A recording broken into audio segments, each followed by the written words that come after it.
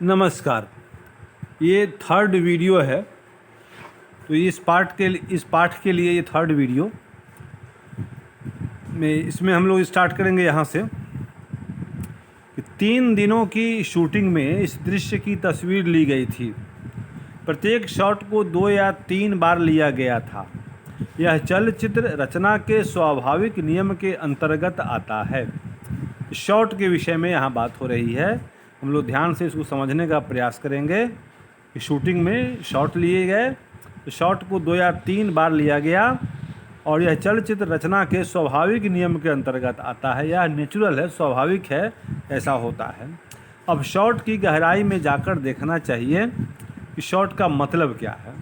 सबसे पहला होता है लॉन्ग शॉट। दृश्य, इसमें क्या होता है कि दृश्य जो होता है वो वस्तु से कैमरे की दूरी के अनुसार शॉटों के विभिन्न नाम चालू हैं। दृश्य वस्तु से कैमरे की दूरी के अनुसार शॉटों के नाम होते हैं। ठीक है। जैसे आदमी के मुंह से उसके सिर या उससे कम हिस्से को यदि तस्वीर में दिखाना पड़ता है तो उसे बिग क्लोजअप कहते हैं। बिग क्लोजअप क्या है? तो बिग क्लोजअप भी एक शॉट है, इसको बोलते हैं बिग क्लोजअप। ये भी लॉन्ग शॉट है। तो लॉन्ग शॉट में क्या है कि वस्तु से कैमरे की दूरी के अनुसार शॉटों के विभिन्न नाम चालू हैं। आदमी के मुंह से उसके सिर या उससे कम हिस्से को यदि तस्वीर में दिखाना पड़ता है तो उसे बिग क्लोजअप कहते हैं। सिर से कमर तक के हिस्से को क्लोजअप और पैर तक मीडियम शॉट। ठीक है। देखिए, यही ध्यान देने की बात है कि आदमी के मुंह से उसके सिर या उससे कम हिस्से को यदि तस्वीर में दिखाना पड़ता है तो उसे बिग क्लोजअप कहते हैं। बिग क्लोजअप में क्या दिखाएंगे? तो मुंह से उसके सिर या कम हिस्से को, सिर्फ मुंह है और उसके सिर को ही दिखाएंगे तो वो होगा बिग क्लोजअप। और सिर से कमर तक के हिस्से को दिखाएंगे तो वो है क्लोजअप। अच्छा, और पैर तक का अगर शूटिंग होगा तो उसको बोलते हैं मीडियम शॉट। ये नाम याद करना चाहिए। समझिए कि आप फिल्म बनाने जा रहे हैं तो ये सारा कुछ आपको सीखना पड़ेगा। इस शॉट में अपू की निसंग असहायता को उभारने के लिए खुले मैदान के परिवेश में लॉन्ग शॉट लिया गया है। क्या है इसमें? लॉन्ग शॉट का सीन है। इसी मैदान के रास्ते से 1 वर्ष पूर्व अपू को दुर्गा का हाथ थामे पाठशाला की ओर जाते हुए दिखाया गया था। अपू को दुर्गा का हाथ थामे पाठशाला की ओर जाते हुए दिखाया गया था। अतः दुर्गा का अभाव दर्शकों के निकट और भी अधिक प्रकट होता है। इससे पहले के शॉट और इस शॉट के बीच समय के व्यवधान को समझाने के लिए डिजॉल्व में कोई तस्वीर धीरे धीरे मिटती है और उसके स्थान पर दूसरी तस्वीर आ जाती है। इस तरह से न जाकर यदि सीधे शॉट में जाया जाए तो उसे कट कहते हैं। कट की अपेक्षा डिजॉल्व का परिवर्तन स्वभावतया किंचित दीर्घ होता है, ये बड़ा होता है। तो ये डिजॉल्व का जो परिवर्तन है यह कुछ लंबा होता है और कट झटाक से कट जाता है। तो हाँड़ी के ढक्कन का उठना गिरना, सर्वजया की उदास दृष्टि, इन सबको निकट से दिखाए बिना समझाना मुश्किल होगा। यही सोचकर यहाँ क्लोजअप का व्यवहार किया गया था। इसके अतिरिक्त इससे पहले के शॉट के खुले मैदान के दृश्य की प्रसारता के बाद क्लोजअप का यह संकोचन, छोटा करना, एक ही करुण स्वर में छंद का वैचित्र्य लाने में सहायक हुआ। मतलब जो भी शूटिंग होती है, जो भी शॉट्स लिए जाते हैं, वो जो कहानीकार कहना चाहता है, फिल्मकार जो कहना चाहता है, जो कथ्य है फिल्म का, उसको वह ध्यान में रख करके करता है और सभी अर्थ को पूर्ण करने के लिए ही संचालित होते हैं। कैमरे की दृष्टि को ऊपर नीचे या अगल बगल घुमाने की व्यवस्था रहती है।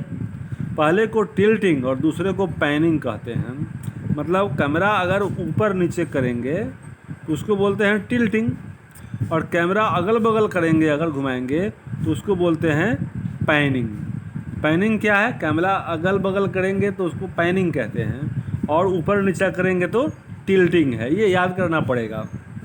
और इस शॉट से ढक्कन से दबे उबलते चावल से सर्वजया के रुद्ध और शोक दग्ध मन की उपमा देने का सुयोग प्राप्त हुआ था।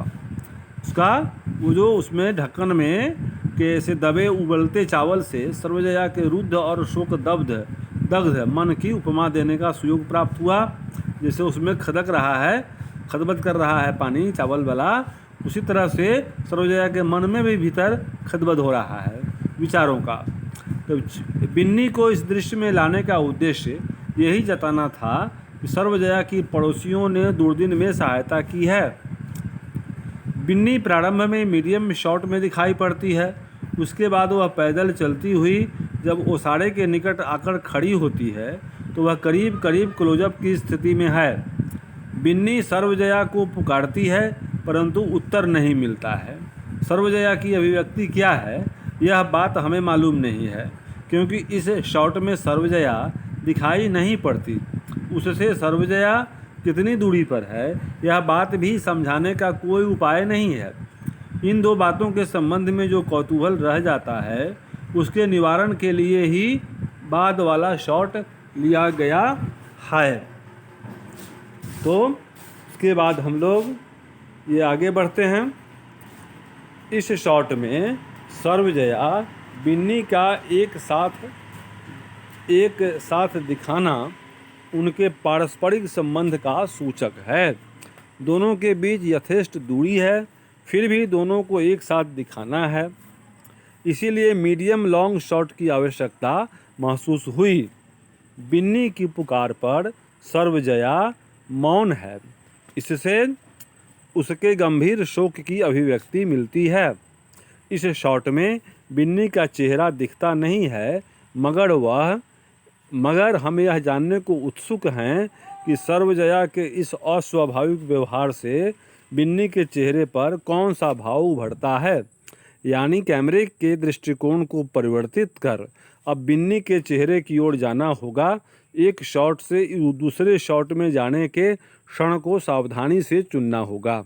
हमने शॉट का परिवर्तन बिन्नी के द्वारा टोकरी रखे जाने के कार्य व्यापार के ठीक बीच की स्थिति में किया, जिससे रखने के पूर्व की स्थिति एक शॉट में दिखाई पड़े, रखने के बाद की स्थिति दूसरे शॉट में। इतना जरूर है कि शूटिंग के समय दो शॉटों में ही टोकरी रखने का कार्य व्यापार एक्शन पूरा कर लेना पड़ता है। बाद में संपादक बढ़े हुए अंश को काटकर अलग कर देता है।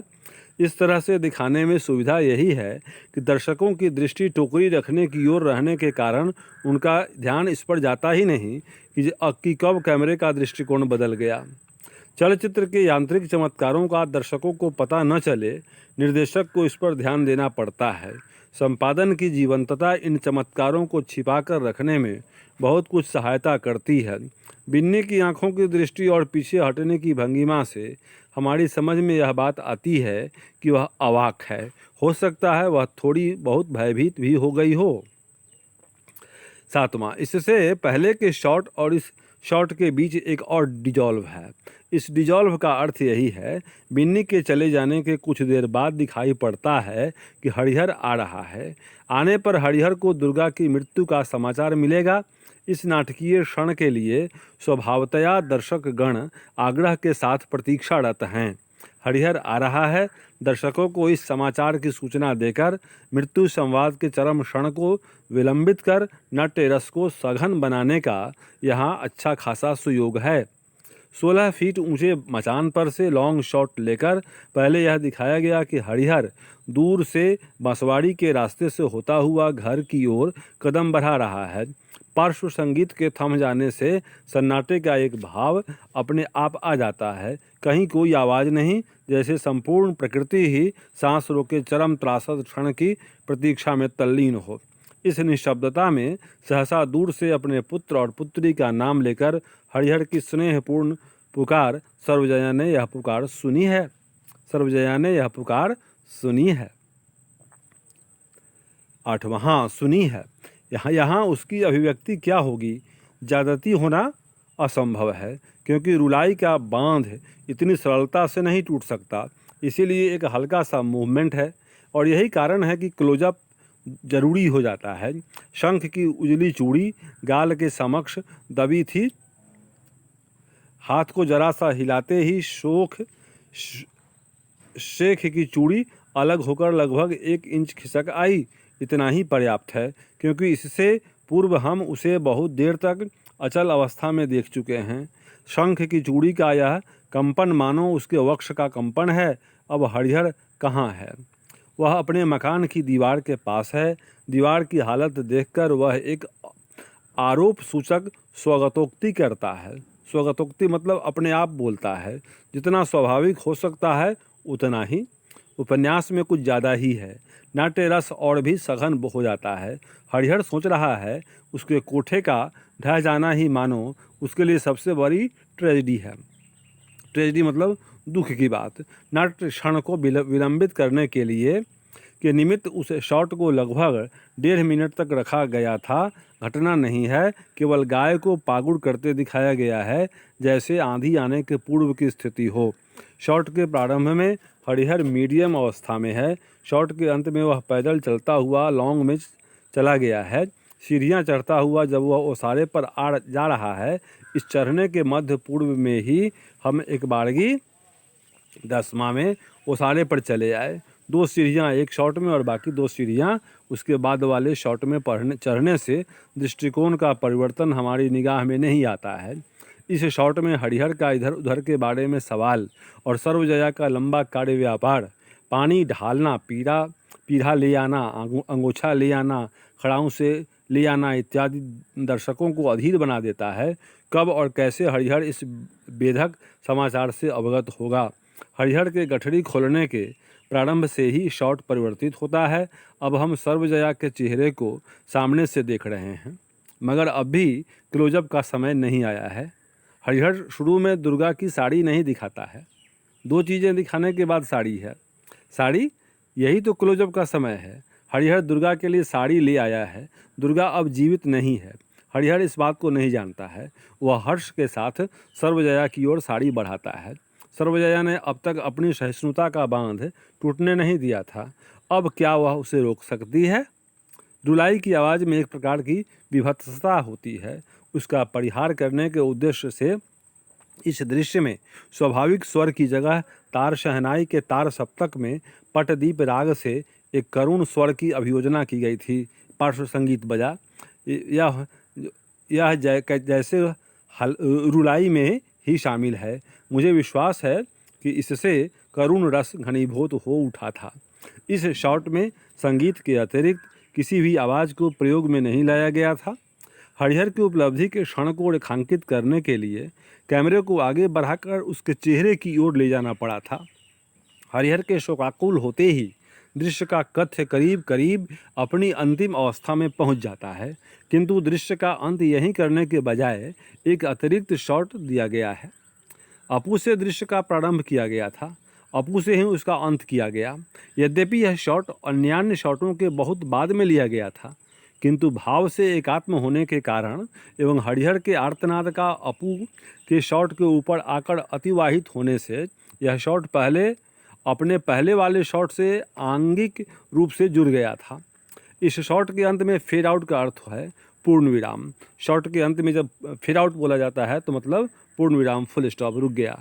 बिंब और ध्वनि, यहाँ पार्श्व संगीत धीरे धीरे लुप्त हो जाते हैं और कुछ देर तक अंधकार छाए रहने के बाद पुनः नए बिंब, नए परिच्छेद की शुरुआत होती है। तो मेरे दोस्तों, हम लोगों ने फिल्में कैसी बनती हैं इसके विषय में पढ़ाई की। यह चैप्टर सत्यजीत राय के द्वारा लिखित है और इसमें फिल्मों के विषय में जानकारी दी गई है। हम लोग फिल्म कैसे बना सकते हैं। उम्मीद करता हूँ, मेरी शुभकामना है कि आप जो सुन रहे हैं, मेरा वीडियो देख रहे हैं, आप भी फिल्म बनाएं, भविष्य में फिल्मकार बने, लेखक बने, हीरो बने, हीरोइन बने और नाम कमाएं, मशहूर हों। और कभी मन में आवे तो इस टीचर को भी याद कर लिया कीजिएगा। आपने इस वीडियो को देखा, इसके लिए धन्यवाद। आपका दिन मंगलमय हो।